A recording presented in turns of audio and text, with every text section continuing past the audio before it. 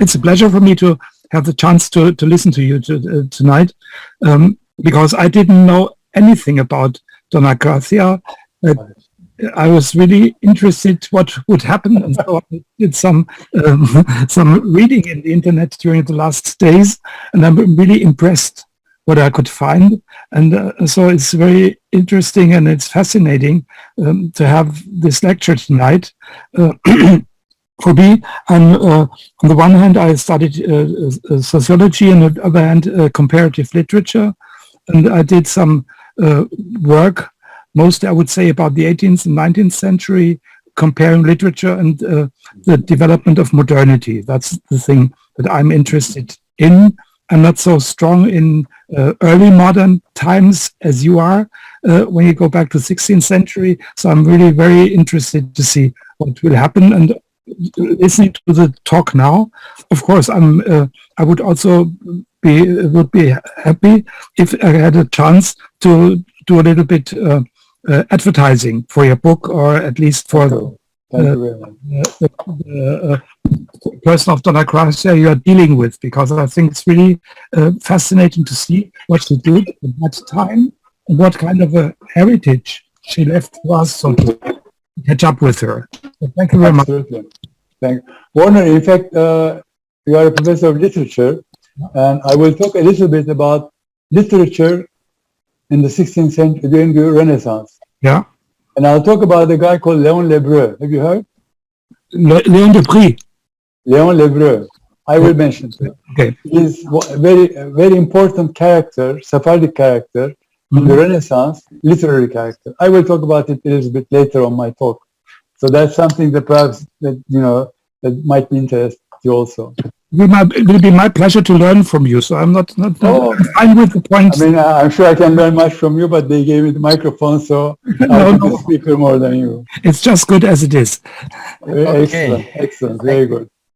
Okay, let's start the evening. Hello and welcome everybody for this evening, for the lecture of our very valuable guest lecturer, Mr. Aaron Nommaz. Is an author. Normally, I heard and I know he is an engineer, but he can, and now he get meanwhile a worldwide famous author for the Jewish history, especially for a certain part of the relations, the Jews in Turkey in a special time, when the Ottoman Empire was very powerful in the world. Dear Aaron, I welcome you very well, and it's an honor to have you as a lecturer today evening. I hope we will have many good information to build on in our education institute and spread this the results of your expertise in our community.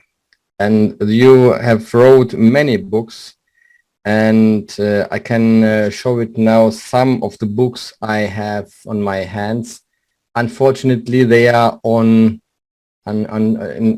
Turkish. Dona Gracia. That's English also. Yes, this one is also in English. Yeah. This is Kanuni'nin Yahudi bankeri, the Jewish, how do you say, banker? The banker of Jewish banker. Jewish banker of Kanuni. Yes, of Kanuni. Kanuni is the Suleiman der Prächtige. The Magnificent. The Magnificent in English. In Germany, Suleiman der Prächtige. And that's how we can translate it. Another book he wrote is a relative of Dona Gracia, Joseph Nasi, an Ottoman spy.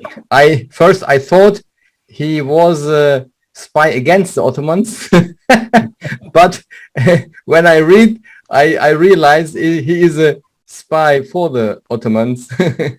Absolutely. Another book is the tragedy of Struma. this book is also very beautiful to read, and very, for me, the most interesting beside Dona Gracia is this one, from Andalus to the Ottomans, the Jews who control the money. Oh, I don't know how to translate better. Is that right? The translation? Who That's control? good. That's good. That's Control the the idea money. anyway. And the preface is written by the very famous historian, Turkish historian Halil İnalcık.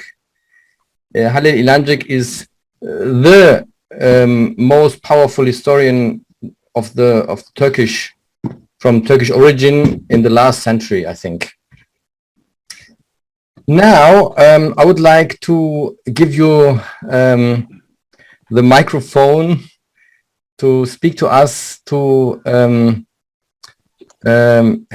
have your lecture. Who is Dona Gracia? What is the power of her personality? Why is Dona Gracia important at all? And what can we learn from this history for our today to work better, to deal to each other better, Jews and Muslims and non-Muslims, non-Jews? What is the power of this history? Thank you very much, and you have now the words. Thank you. Mustafa, thank you very much for inviting me to talk to a group that has such a good formation, such a good idea. I really liked the idea very much when you talked about the Maimonides group to me. I think it's really a wonderful work.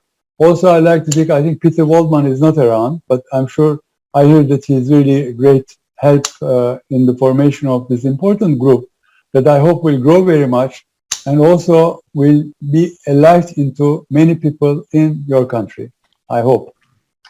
What appealed to me very much is when you were talking, there was a meeting organized by YPO in London.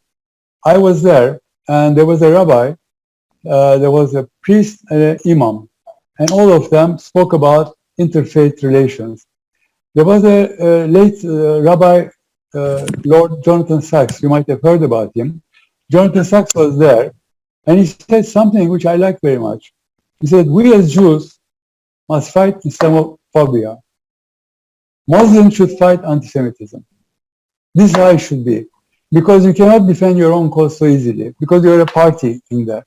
So that really stayed with me. And when I spoke with Mustafa, I felt that the idea of Maimonides is very much in bringing the reality of Muslims and Jews in the world, rather than all the blame that unfortunately has been laid on both groups. Before starting, I'd like to mention a little bit what are the roots of anti-Semitism? Why do we have anti-Semitism in the world? And then I'd like to talk about Islamophobia also. Why does it exist? We all agree, intellectual people, people that think, agree this is something horrible, but why does it exist? Fundamentally, deicide. This is the fundamental reason for anti-Semitism. Jews killed Christ. Christ is sacred, horrible Jews killed him. So this is a story that has been around for 2,000 years. And unfortunately, mothers teach their children as a historical fact, as a revelation, that Jews killed Christ. And kids at the age of 5 or 7 already start hating Jews. Hatred is really the beginning of all the horrible things that can happen in the future. Once you sow these seeds, eventually you'll have some catastrophes happen. Although, for example, in the Second Vatican Council, we have Il Turco, Roncalli. You might have heard about him. You must have heard about him. He is Pope John the 23rd. He was very close. I have to say something about myself. I'm also the honorary consul of Portugal in Istanbul. I represent Portugal in Istanbul. I am an engineer, as Mustafa mentioned. I graduated from Berkeley University. I'm an electronic engineer. I did a master's degree there. And I'm a writer, as you know. I have my books, so I enjoy very much my writing career is something completely different from my business life, and I enjoy it very much. And this John the 23rd started the Second Vatican Council, where they wrote explicitly that Jews did not kill Christ. This is written in black and white in the minutes of the council, and this is binding to all Christians. But unfortunately, very few Christians know about what is happening in the world. Their mother told them something, they believe it's true and forget it. They're not very critical, they don't analyze things very much, they accept things as unfortunate as they are. So, although starting with Roncalli, even with John the 23rd, all the popes after him confirmed the fact that the Jews did not kill Christ. But ask 90% of Christians, Jews kill Christ. You cannot change things that have been inseminated for so long. Another very important reason that you might have heard of is blood libel. Have you heard about that? I don't know. Blood libel. It's a really horrendous lie, which also are at the basis of anti-Semitism. This is like Jews during Passover feast. They take a Christian boy, put him in a drum with nails inside. They take his blood and make mozza, which is Passover bread. Passover bread is perfectly white. There's nothing red inside. But this is, lies that they are told many times over. And if people in authority, like priests in intolerant churches, mention that, people believe it's true. They don't think, how come? What is it? In fact, I'll tell you a little story. In one of our Passover feasts, we had an Armenian friend who graduated from a very good university, very intellectually advanced, intelligent person. And he joined us in our Passover Seder. We drank together, talked, about coming out of Egypt and all that. And, he said one thing which amazed me. He said, you know something, Aaron? My mother used to tell me, during Passover, don't go out in the street, because a Jew can take you into a drum and take your blood and kill you. Now, if you think we love our children, naturally, our children are very valuable to us. If somebody is a threat to my child, believe me, I hate him. So this is also the second instrument that the church used in order to make people hate Jews. Very simple. And this is very unfortunate, but there you are. In fact, I'm saying something very negative about Christians in general. Of course, there are some wonderful Christians, as we all know. I'm sure you have very wonderful friends. Like I have amazing Muslim friends. Most of my friends are Muslim. I love them. So, but also there is a section of extreme right or whatever with unpleasant ideas. Once I was in Trabzon, not very near where you are, Mustafa, not near Kars, a little bit by the Black Sea. And I went to the Machka convent. There was a young guy there, about 18 years old, and he was telling me about, all the New Testament stories, the Virgin Mary and Jesus, this, that. I said, okay, let me tell you something also. I took him over to the Last Supper, told him about Judas and what is happening in the picture, was it dynamic. He was enthralled because this is the material he sells. This is raw material in his factory. He has to learn about New Testament and sell to people and get 5 Turkish liras, whatever he gets from, the tip. And then he said, okay, thank you very much for teaching me this. I will teach you something over. Come on, tell me. I hate the Jews. They are the worst people in the world. They are the scum of the world. All the problems in the world are created by the Jews. I said, very interesting. How did you get all these ideas? Which books did you learn this? I learned from very important people. Who are they? The Orthodox Church in Trabzon. The priests in the church in Trabzon. This is for me the first-hand information that Christians are still spreading, although the popes and the very higher-up people are claiming that stop this anti-Semitism. Unfortunately, it's in their vein. This is how they keep their community together, by telling all these lies, which are very interesting for people to listen. Of course, when you hate a people, wherever there is something negative about them, you love it and you embrace it. Palestine, for example. I will not go into detail. We'll talk about Dona Gracia, so I'll leave some time for Dona Gracia. But Palestine, for example, the problem of Palestine immediately is embraced by people that hate Jews. It's a fantastic occasion. How terrible they are. I knew they were bad. Now I can see that they are horrible. So this is unfortunately the consequences of this seed. Now, if we come to the roots of Islamophobia, Islamophobia has been more created by extreme Muslims, very small group, that has created a lot of incredible events like human bombs and buses that have been bombed and discotheques that were bombed and, you know, all these things. This is a really handful of people.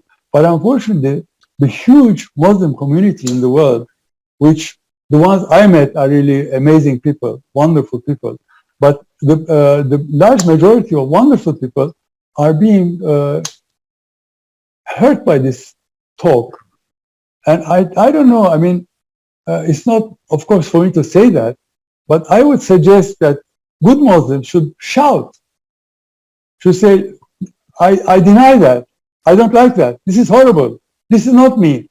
And this is, I think it will be a shock to people to hear that, because it's very easy to generalize.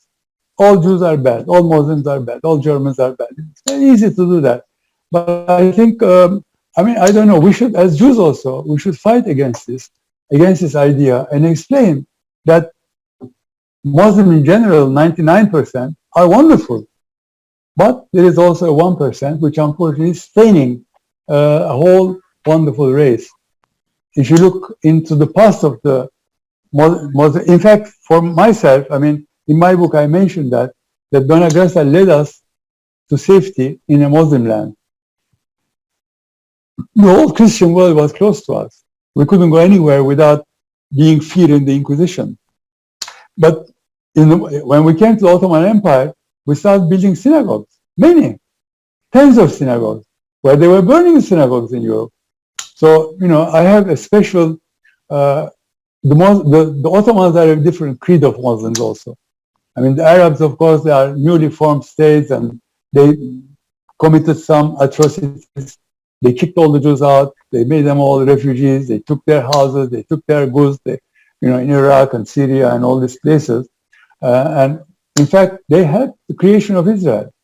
The Arabs that hate Israel, not all of them. Now Bahrain is different, and you know, Saudi Arabia is talking differently. Turkey has made friendship with Israel now. You have United Arab Emirates, who's very close to Israel. But some parts, like some parts of in the Muslim world, also they keep on hating Jews. So we have to get rid of all these negative feelings. Of course, it's a huge project. None of us has the power to change this thing, but at least we can contribute a little, tiny little bit, as much as we can. You know, we can only do what we can do. I have one claim. My claim is that, coming back to, starting with Dona Gracia, Dona Gracia is the greatest person I have ever heard of. She can be Jewish, she can be Muslim, she can be whatever. How do I judge? How can you come to the decision that she's very great? I'm an engineer, so I like thinking radically. I like reasoning. And I have 4 criteria why I think she's wonderful. She's the greatest. The criteria are the sacrifices that you make for your own people.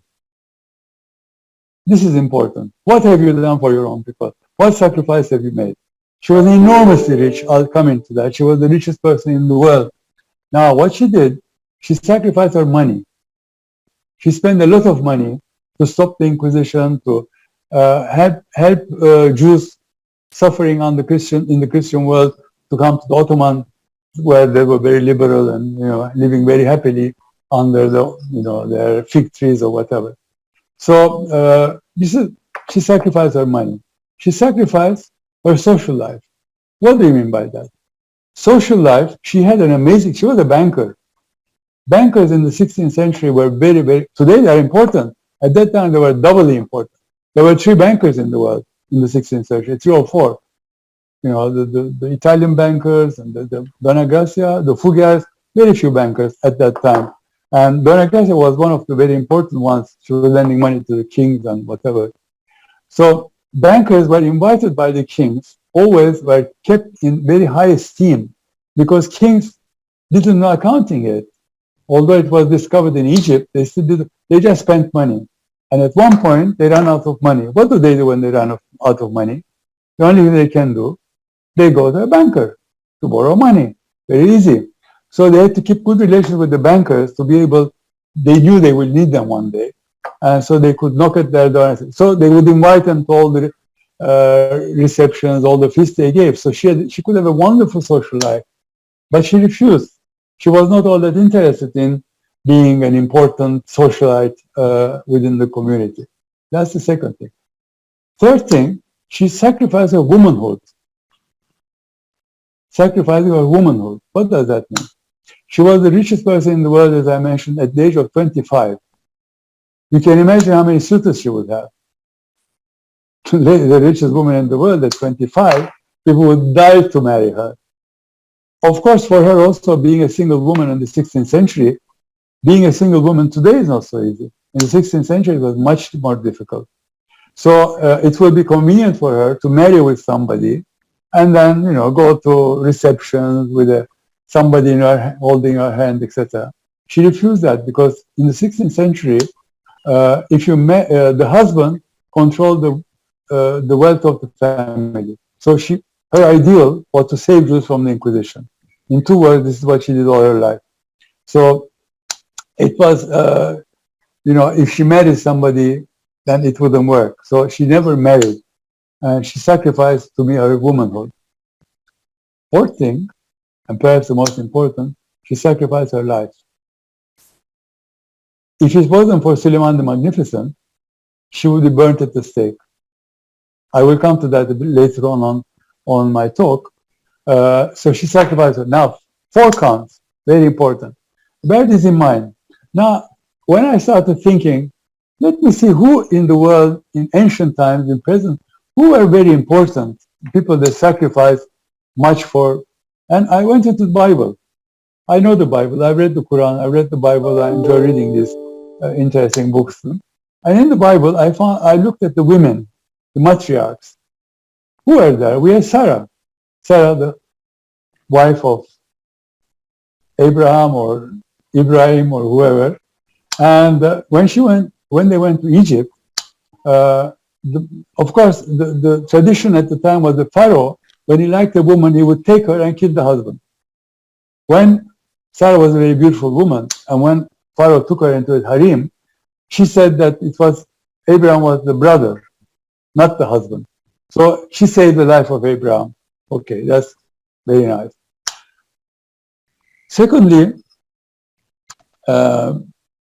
if we go into other characters, we have, for example, Esther. Esther in the book of Esther, she was the lady that in Persia, Ahasuerus, she went into the harem of Ahasuerus and brought up what the intention of Haman was. Haman was his vizier, and he explained to Ahasuerus that the intention of Haman was to obliterate the Jewish people. So, of course, she did a very important work. Then we have a few more. One of them would be Judith, for example. Judith, when her army was losing the war, and the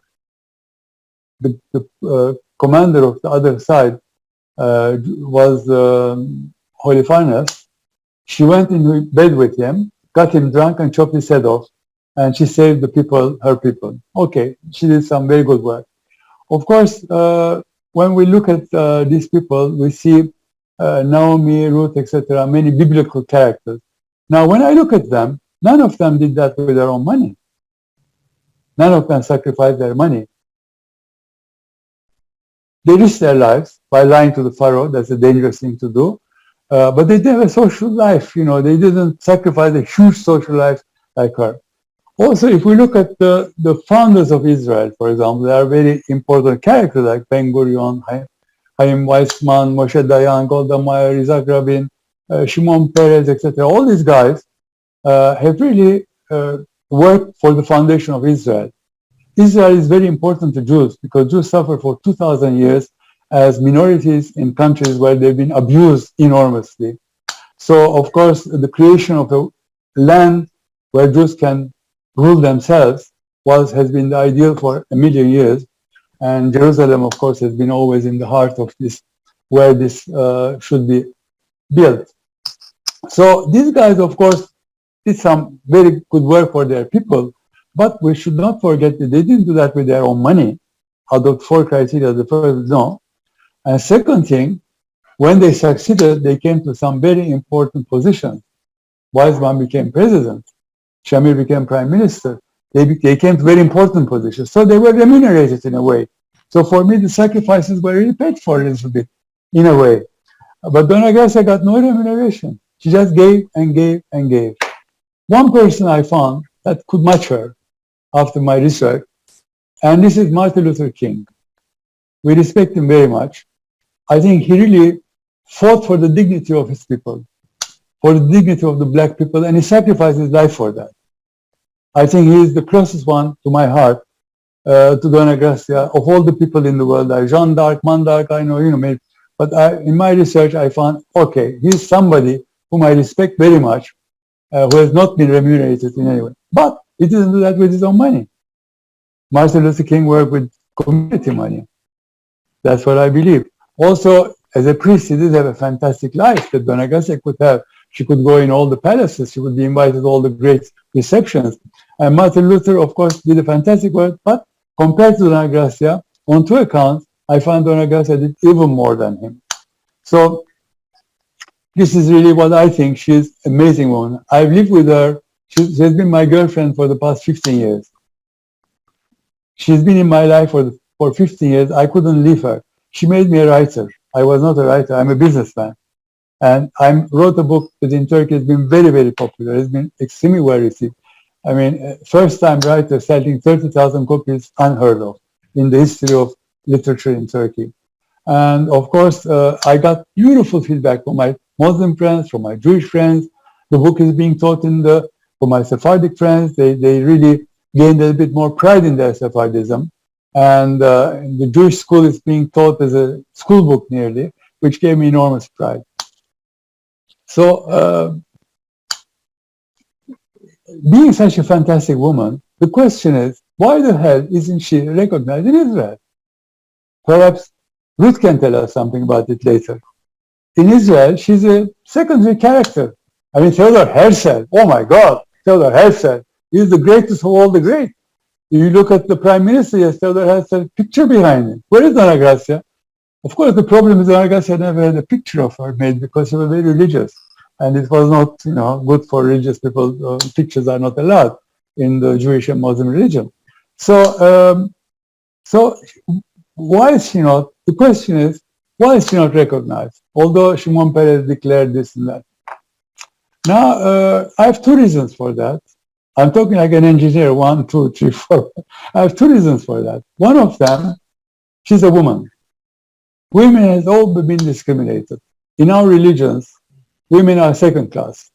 They've been discriminated in the past even more than today. Today there is, of course, some movement against, this discrimination, but still women are discriminated. Being a woman, it was difficult for her to reach the heights that a man could have reached doing whatever she did. Second thing, she's Sephardic. Now, we have to admit that 80% of Jews in the world are Ashkenazi. So again, Sephardic are a minority. Jews were a minority, okay, but now Sephardic are a minority within a minority. So being a member of the minority, you see people try to bring forward their own heroes, like I'm doing myself also. I'm bringing out Dona Gracia. But this is a normal tendency. Christopher Columbus is Genoese, he's Italian, he's Spanish, he's Portuguese, he's Jewish, he's what? Everybody owns him up because he's a great guy. So we do that. But this is a very natural tendency. Also, the Ashkenazim, of course, took Theodor Herzl. What did Theodor Herzl do? He went in very many conferences.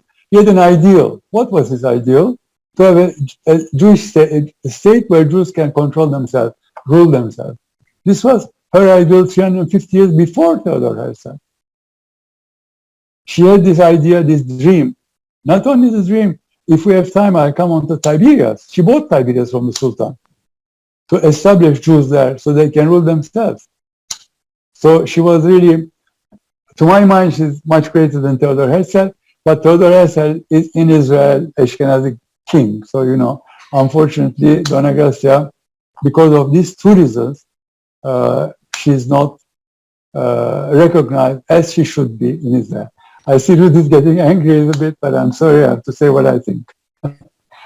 Okay, of course, within Judaism, there is one principle, tikkun olam.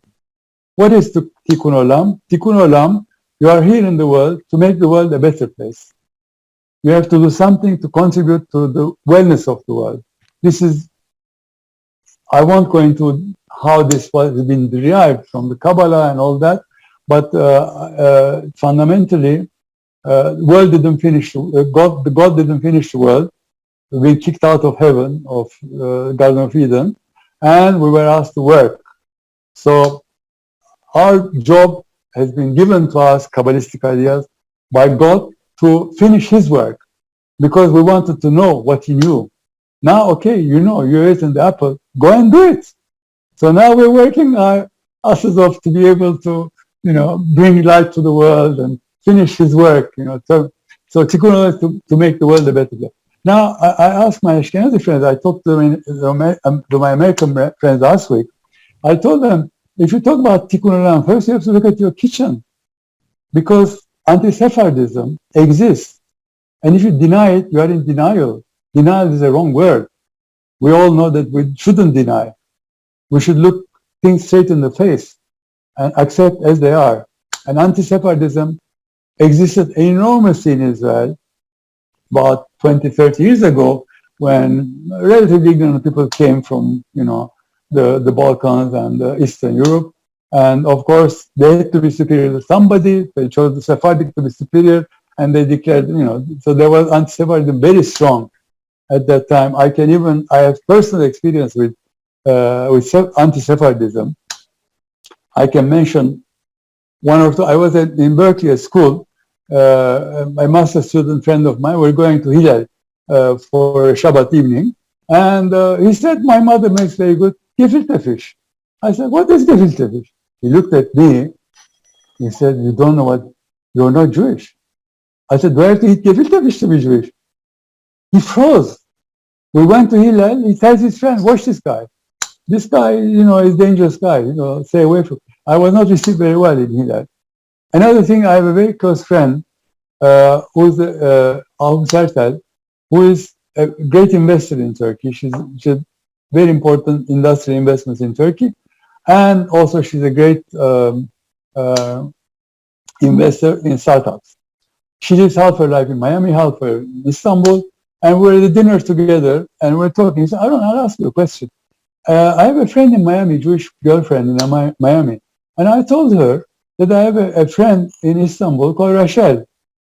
She turned to me, she said, she's Sephardic, forget her. What does he mean? I didn't understand.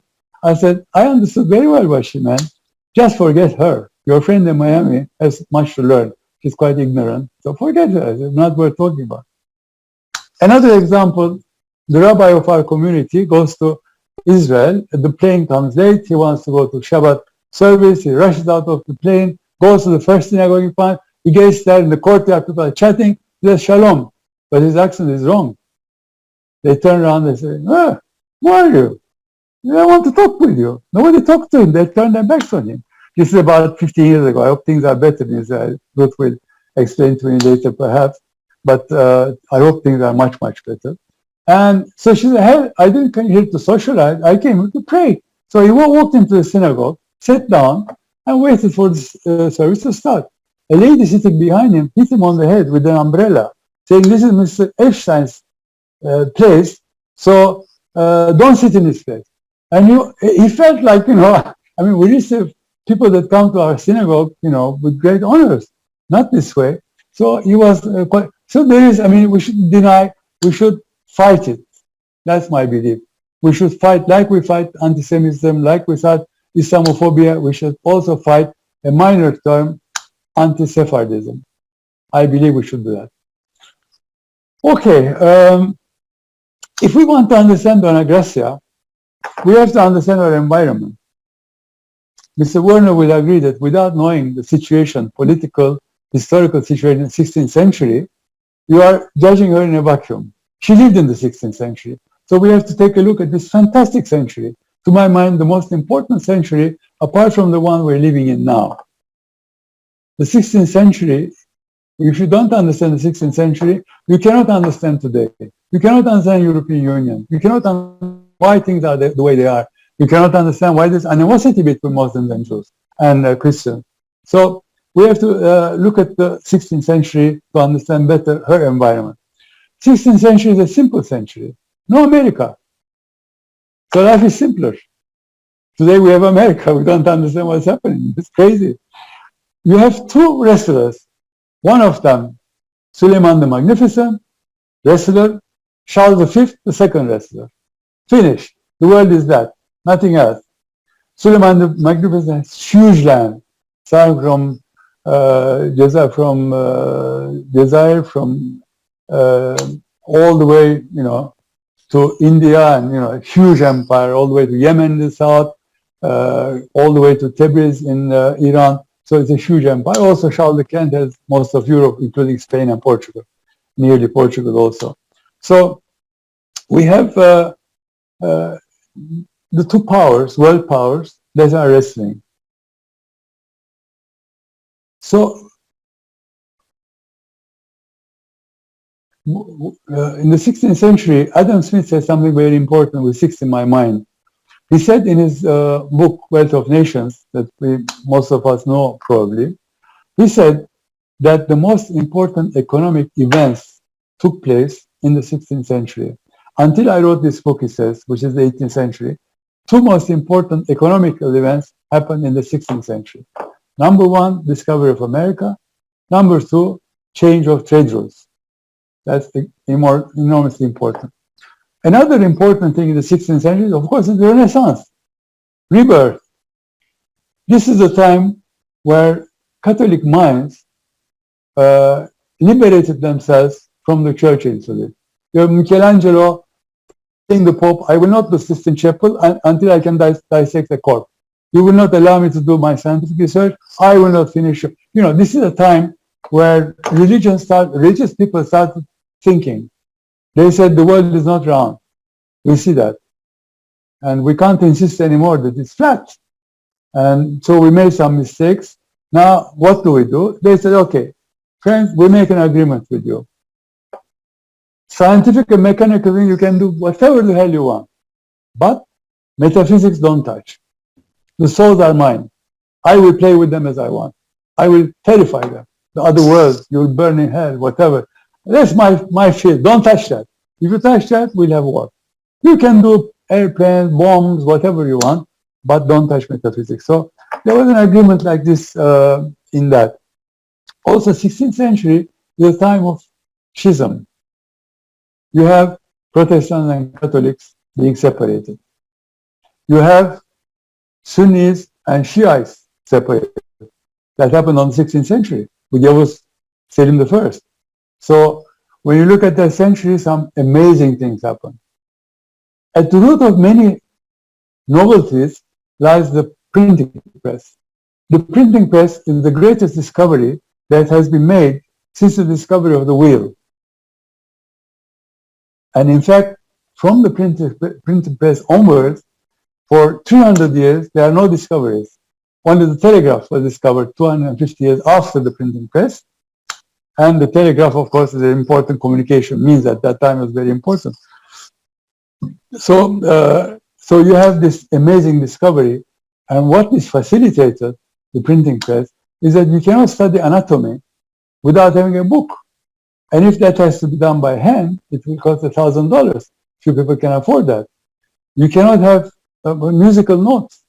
It has to be done by hand. Each book will cost huge money. People will not afford it. So you cannot have music dissemination like you had after the printing press.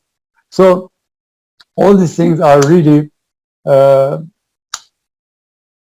is an explosion in arts and sciences.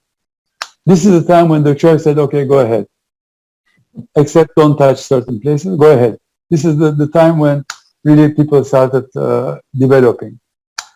Of course, I have to say something about Dona Gracia's time. One very important thing that in fact, I promised Professor Warner to say something about literature in the 16th century. They asked Cervantes. They said, what is the greatest literary work of the 16th century? And you know what he said? He said, Diálogos de Amor, written by Léon Lebreu, Jewish Léon. Léon Lebreu, Lebreu means Jewish. And I read that book. You know, it's an amazing book. It's a love story, platonic love story, between a man and a woman. This is not done in the 16th century. Love is only consecrated to the church and to God. You don't love another human being.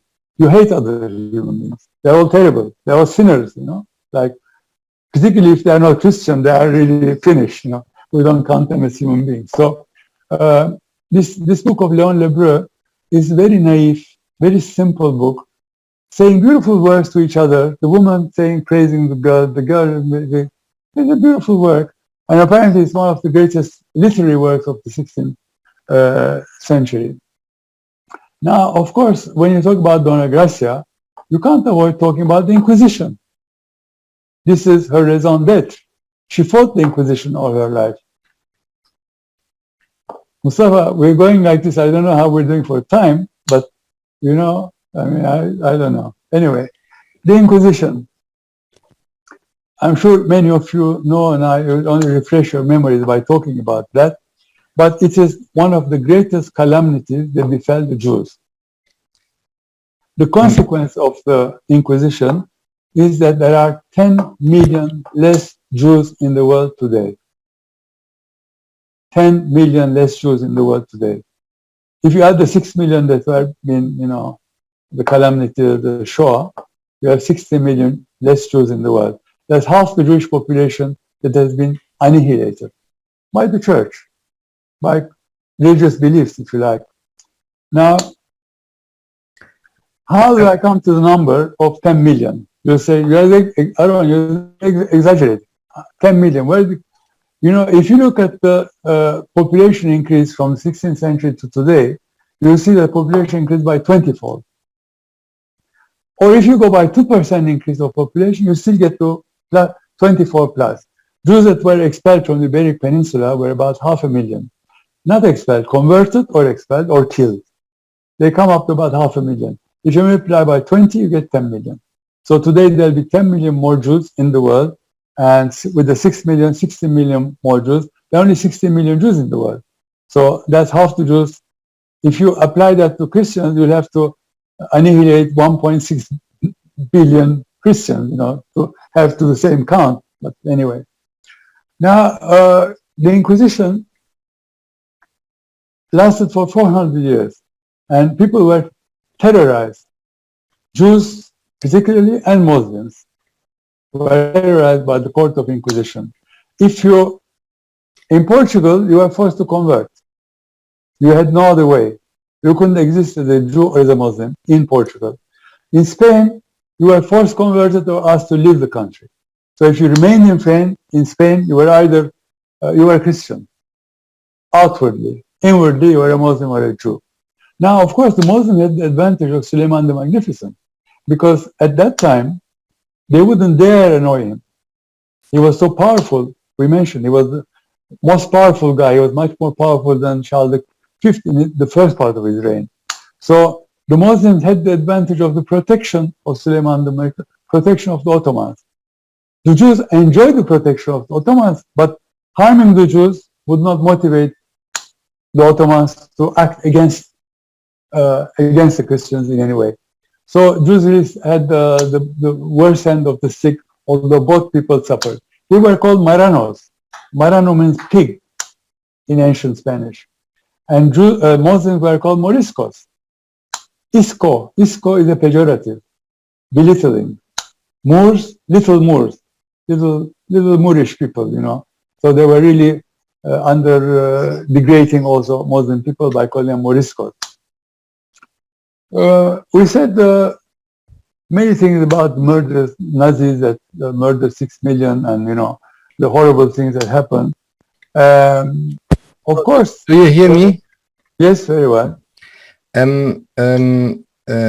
Maybe you can come to the end in 1 or 2 words, and we can start our discussion, our question. I think we have many questions. Okay. I personally have some important questions. Okay, I'll go much faster. Yes, please. Yes, please.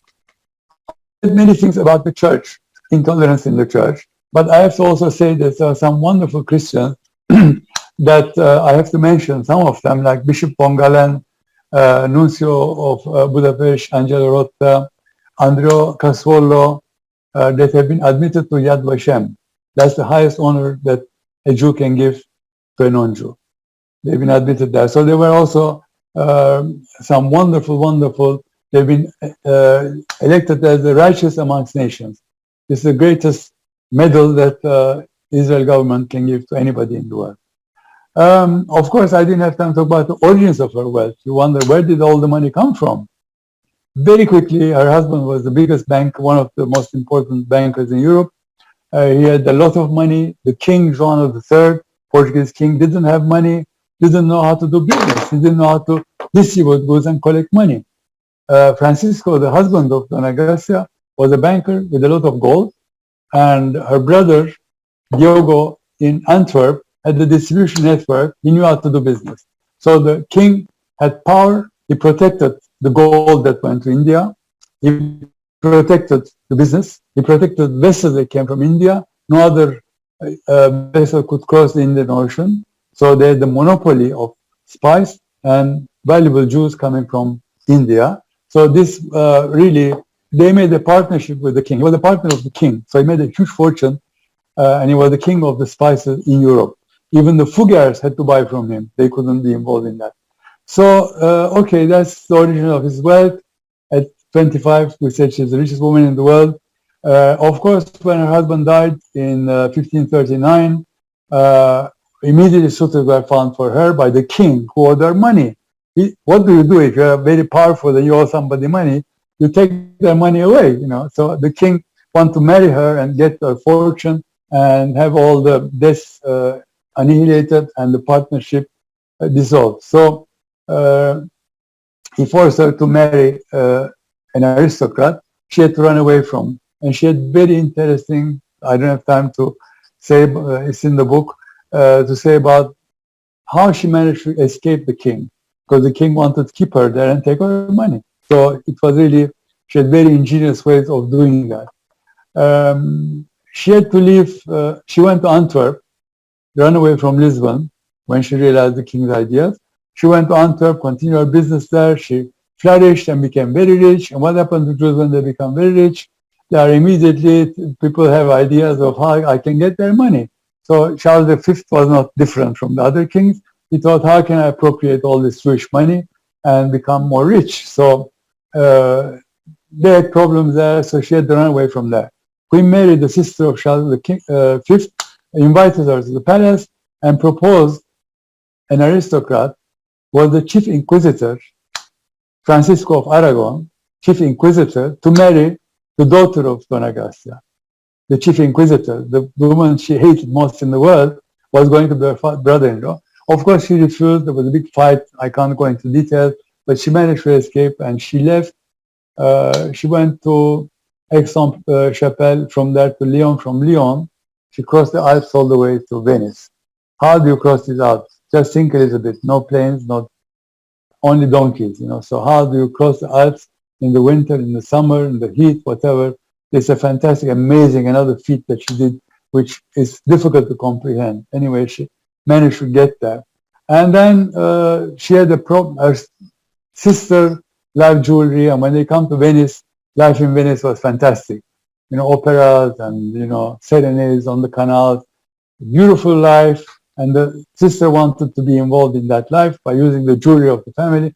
Dona Gracia didn't allow her. She called her an accountant. You live like an accountant. I want to live like a princess. And she didn't allow. And then the sister denounced her to the Inquisition. She was taken in. But the problem is, if they burnt her, the financial system in Europe would collapse, much worse than Lehman Brothers. That would be incredible repercussions on the economic system. So they couldn't burn her. So they put her in a convent, kept her there, and thinking, what the hell do we do with her? We have to, in Venice, laws were very important. And people live by the laws, as Professor Nell would know. And so she was kept there. And then Joseph Nasi, her nephew, whom we don't have time to talk about, fantastic character, went to Moshe Amon, who was the doctor of Suleiman the Magnificent, talked about her, and he had heard about her anyway. He declared her his subject. You can't touch an Ottoman subject at that time. So they had to liberate her. They liberated her. She was freed. She came to Istanbul and she went back onto Judaism.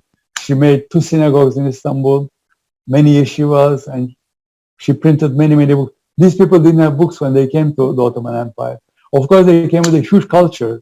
Spain and Portugal were the harbors, like Salamanca University or Coimbra University was the Harvard of today. So when they came with an enormous amount of knowledge. Cannon making, shipbuilding, astronomy, whatever you want. And so all this fantastic knowledge came. And Bayezid II was so much aware of that he sent ships over to bring the Jews over to the Ottoman Empire. And he told Charles V that you will be poor, Philip II, you will be the poorer for that, I'll be richer by getting all the Jews into the Ottoman Empire. Anyway, this is how we came here. This is how Dona Gracia led all the Jews into safety in the Ottoman Empire. And in my book, I mention what immense tolerance there were amongst Muslims and how we lived in this country, flourished, and Dona Gracia continued her business, became even richer in the Ottoman Empire, and she served the Sultanate immensely. Thank you very much for this beautiful discussion, for this beautiful lecture. I learned many things, and to bring it to end, I would like to give the microphone to Werner, and maybe Ruti, you can say also some closing words if you want. And this, with these words, we can finish it. Thank you very much from my side. It was a great honor to have today, to see you online, to hear you, and to learn from you. Thank you very much, Werner. Thank you so much, Mustafa, for this opportunity. Okay, I would like to make it short. I want to do say 2 things. The first thing is, this has been a wonderful, wonderful lecture and a talk about things that are important. A lot of these things I did not know, so I learned a lot. And the impression that I like very much is how lively and how courageous, with what kind of good spirits you present your interests and the things that you know and the things that you want to talk about. And I hope, and this is the second thing, this could be a start that there might be another chance for another discussion with you or another talk with you in the future.